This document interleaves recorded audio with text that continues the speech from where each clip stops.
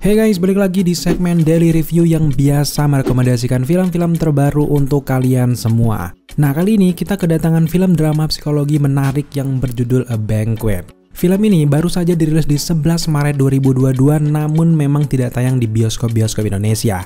Buat kalian semuanya yang pengen nonton film ini, A Banquet bisa ditonton langsung di aplikasi streaming Klik Film guys. Kenapa kita sering bahas film-film yang ada di Klik Film? Karena memang di aplikasi ini ada banyak sekali menawarkan film-film berkualitas, layaknya kualitas Oscar dan juga film-film underrated lainnya guys. So, sekarang kita akan memberikan gambaran serta pendapat kita setelah kita menyaksikan film yang berjudul A Banquet ini guys. A Banquet ini disutradarai langsung oleh Ruth Paxton dan ditulis langsung oleh Justin Bell. Dibintangi oleh Sienna Guillory, Jessica Alexander, Ruby Stokes, Kaini Zazas, dan juga Lindsay Duncan. A Banquet ini sebenarnya adalah film panjang pertama milik Ruth Paxton, namun kiprahnya sudah terkenal sekali di film-film pendeknya guys. Titik masalah di film A Banquet ini terjadi di sebuah keluarga janda bernama Holly Hughes yang harus hidup sebagai single parent setelah suaminya bunuh diri karena menyerah dengan penyakit ganasnya. Di awal film kita bahkan diperlihatkan bagaimana kerasnya perjuangan Holly Hughes ini untuk hidup dan mengurus dua anak gadisnya yang bernama Betsy dan juga Isabel yang tumbuh remaja dan sedang mencari jati diri mereka masing-masing. Dengan pekerjaan serta tugas rumah, Holly terkadang tidak terlalu memperhatikan anaknya secara maksimal.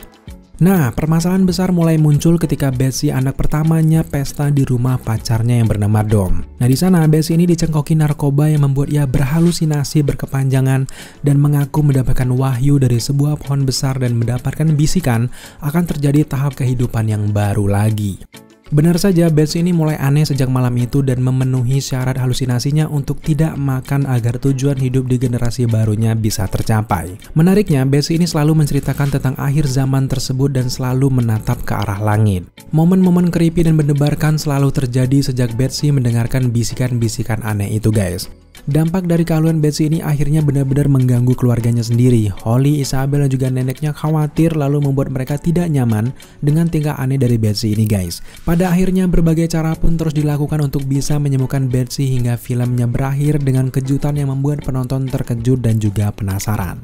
Yang membuat penonton penasaran adalah tentang penyakit dari Betsy ini guys. Ini penyakit atau sebenarnya kutukan sih. Jadi kita benar-benar penasaran untuk menyaksikan kisahnya sampai filmnya berakhir.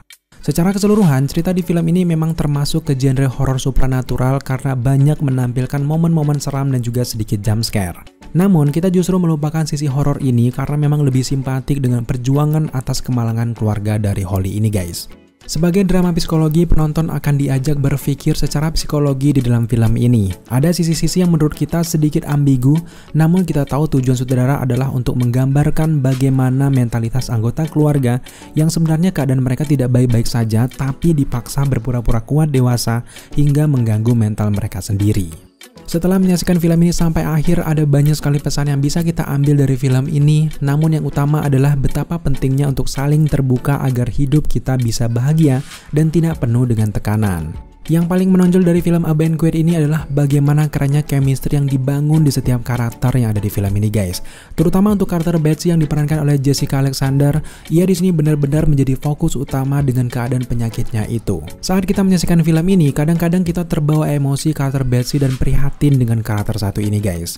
Karakter Holly sebagai ibu juga berhasil membangun kesedihan dan juga perjuangan orang tua yang rela melakukan apa saja demi anaknya dikala keluarga lainnya tidak yakin dengan kesembuhan dari Betsy. Tidak banyak karakter lain yang sebenarnya muncul di film ini, namun baik Holly, dua anaknya, dan nenek mereka ini berhasil membalut cerita film ini dengan manis dan membuat penutupan yang manis juga.